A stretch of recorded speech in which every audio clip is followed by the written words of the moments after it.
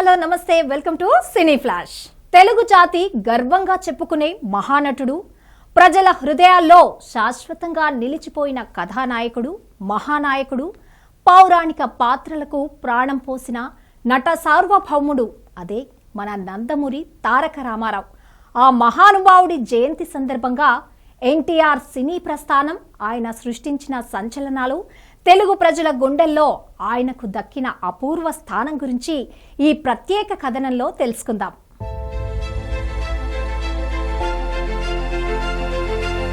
అన్నా అనే పదం ఆయన కోసమే పుట్టిందేమో అనిపిస్తుంది. ఆయన ఎదురుగా నిలిస్తే ఏం బ్రదర్ అంటూ పలికే ఆ గంభీర స్వరం ఎదుటి వారి గుండెల్లో గౌరవాన్ని నింపేస్తుంది. చిన్న పెద్ద అనే తేడా లేకుండా ప్రతి ఒక్కరిని మీరు అంటూ సంబోధించే ఆ సంస్కారం ఆయన వ్యక్తిత్వానికి అద్దం పడుతుంది. యుగానికి ఒక్కడు మహానుభావుడిగా పుడతారు అంటారు. అలా తెలుగు సినీ చరిత్రలో తిరుగులేని కథానాయకుడిగా, తెలుగు ప్రజల ఆత్మ గౌరవానికి ప్రతీకగా, సినిమా రాజకీయ రంగాల్లో చరిత్రను తిరగరాసిన మహామనిషి, విశ్వవిఖ్యాత నట సార్వభౌముడు నందమూరి తారక రామారావు.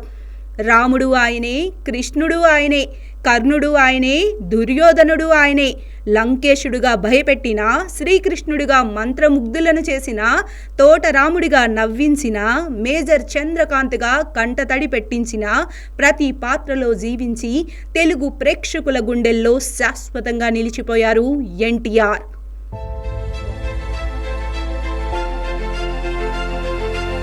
ఒక సాధారణ రైతు కుటుంబం నుంచి వచ్చి తెలుగు సినిమా గగనంలో ధృవతారగా వెలిగిన ఆయన ప్రస్థానం ప్రతి కళాకారుడికి ఓ స్ఫూర్తి, ప్రతి తెలుగువానికి ఓ గర్వకారణం. 1923 మే 28 కృష్ణా జిల్లా నిమ్మకూరు గ్రామంలో జన్మించిన ఓ బాలుడు భవిష్యత్తులో తెలుగు జాతి ఆత్మ గౌరవానికి చిహ్నంగా మారతాడని అప్పట్లో ఎవరికీ తెలీదు. ఆ బాలుడే నందమూరి తారక రామారావు. చదువు పూర్తయ్యాక జీవనోపాధి కోసం ఎన్నో చిన్న చిన్న పనులు చేశారు ఎన్టీఆర్. పాల వ్యాపారం చేశారు, కిరాణా షాపు నడిపారు, ముద్రణాలయం కూడా నిర్వహించారు. ఆర్థిక ఇబ్బందులు ఎన్నో ఎదురైనా ఆత్మగౌరవం మాత్రం ఎప్పుడూ కోల్పోలేదు ఎన్టీఆర్. సబ్ రిజిస్టర్ ఉద్యోగం వచ్చినా మనసు మాత్రం సినిమాల వైపే పరుగులు తీసింది. అలా ఉద్యోగానికి రాజీనామా చేసి కళల నగరం మద్రాస్ చేరుకొని ఎన్టీఆర్ మనదేశం సినిమాతో మొదటిసారి కెమెరా ముందు నిలిచారు. కానీ ఆయన జీవితాన్ని పూర్తిగా మార్చేసిన సినిమా మాత్రం పాతాళ భైరవి. కేవీ రెడ్డి దర్శకత్వంలో వచ్చిన ఈ మూవీ ఇండస్ట్రీ హిట్గా నిలిచి తోటరాముడు పాత్రతో ఎన్టీఆర్ను తెలుగు ప్రజల గుండెల్లో శాశ్వతంగా నిలిపింది. ఆ తర్వాత ఎన్టీఆర్కు వెనక్కి తిరిగి చూసుకోవాల్సిన అవసరమే రాలేదు. మాయాబజార్లో శ్రీకృష్ణుడిగా, లవకుశలో శ్రీరాముడిగా, దానవీర సూరకర్ణలో కర్ణుడు, దుర్యోధనుడు, కృష్ణుడిగా ఒక్కో పాత్రలో ఒక్కో ప్రపంచాన్ని సృష్టించారు ఎన్టీఆర్. ప్రత్యేకంగా పౌరాణిక పాత్రల్లో ఆయన కనిపిస్తే సాక్షాత్తు దేవుడే తెరపై దిగి వచ్చాడా అన్న భావన ప్రేక్షకుల్లో కలిగేది. అందుకే అప్పట్లో చాలామంది ఇళ్లలో దేవుళ్ళ ఫోటోల పక్కనే ఎన్టీఆర్ ఫోటోలు కూడా ఉండేవి.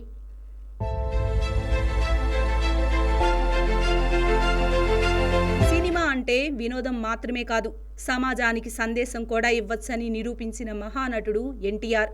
సాంఘికం, జానపదం, పౌరాణికం, చారిత్రకం ఏ జోనర్ తీసుకున్నా ఆయనకంటూ ఓ ప్రత్యేక ముద్ర ఉండేది.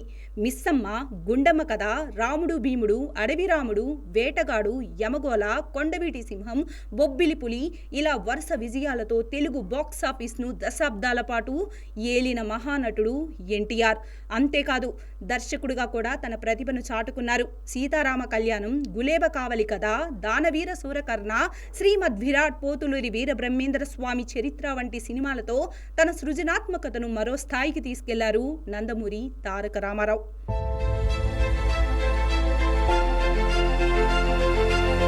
నలభై 44 ఏళ్ల సినీ జీవితంలో 300కు పైగా సినిమాల్లో నటించి తెలుగు సినీ చరిత్రలో చెరగని ముద్ర వేశారు ఎన్టీఆర్. కానీ ఆయన ప్రస్థానం అక్కడితో ఆగలేదు. తెలుగువారి ఆత్మగౌరవం కోసం రాజకీయాల్లోకి అడుగుపెట్టి ప్రజల మనస్సుల్లో మరో సరికొత్త రాజకీయ చరిత్ర సృష్టించారు. 1996 జనవరి 18న ఎన్టీఆర్ భౌతికంగా ఈ లోకాన్ని విడిచిపోయినా తెలుగు ప్రజల గుండెల్లో మాత్రం ఎన్టీఆర్ ఎప్పటికీ చిరంజీవిగానే నిలిచిపోయారు.